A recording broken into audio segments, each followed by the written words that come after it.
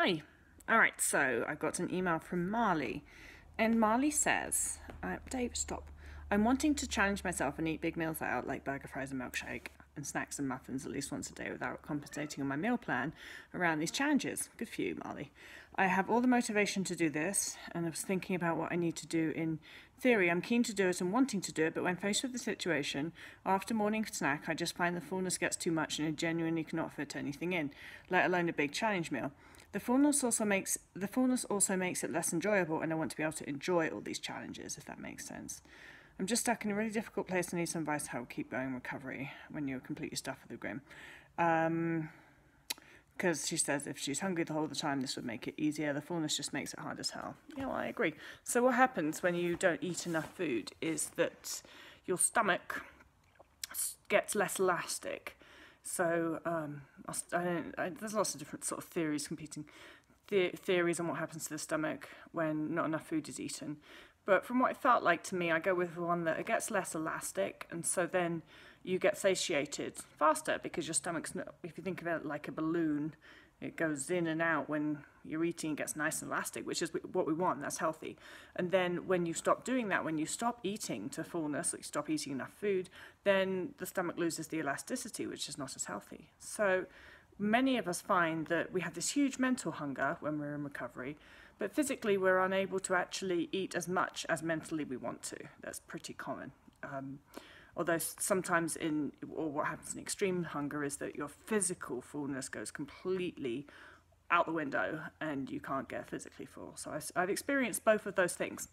And I think that the thing is when your stomach is feeling satiated too early, then your choices is going to be either, sorry about the cats fighting in the background, the choices that you're going to be either I'm going to push my stomach and I'm going to work on that stomach elasticity. I'm going to just damn well make myself eat the food that I really know I want to eat and that mentally I'm hungry for. Or you don't push it and you get stuck. It's not really a choice, is it?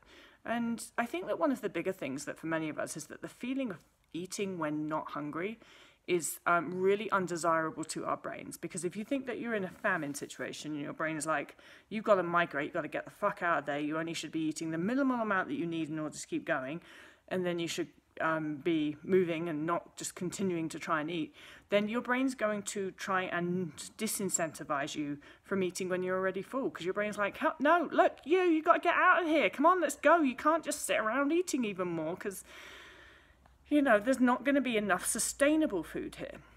And so our brains disincentivize that behavior by making us feel even more guilty, even more regretful, even more disgusting if we eat when we're not really hungry. And that's even more true about highly caloric foods, isn't it? You want to be really hungry for those foods because that's when you feel that you can properly enjoy them.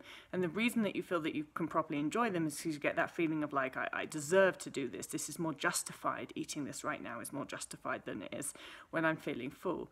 And so if you think about it this way, Marley, it's an even bigger challenge and it's an even bigger rewiring part, because you've got to rewire your brain saying, no, brain, I can eat when I'm not like massively hungry. I can even eat more food when I'm full, and that's not a big deal. And the world's not going to end if I do that. And so that's another rewiring aspect, and it's damn hard to do mentally because your brain, as I said, will kick up a fuss about that. But that's why you got to do it, right? Because if rewiring was easy, then everybody would have recovered years and years and years ago. So push past the fullness. And also, you know what? Work it out. If you're a smart person, I bet you are. This is the problem that you have. I'm at point A and I need to get point to point B, and these are the obstacles in between. See if you can take the emotion out of it and just look at this logically and say, how do I solve this problem? How do I solve this problem getting myself to eat my challenge foods without reducing my current food intake? And I bet that if you can look at it like that, take the emotion away, take the fear away, then you'll be able to be like, oh yeah, this is how I solve that problem. I'm just going to have to do X, Y, Z. You're a smart person. I guarantee you that you are.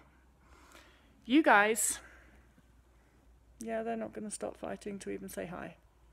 No, they're kind of not fighting. They're kind of like love fighting, aren't you guys? Kind of love fighting. That's what Stinky likes to do. Yeah.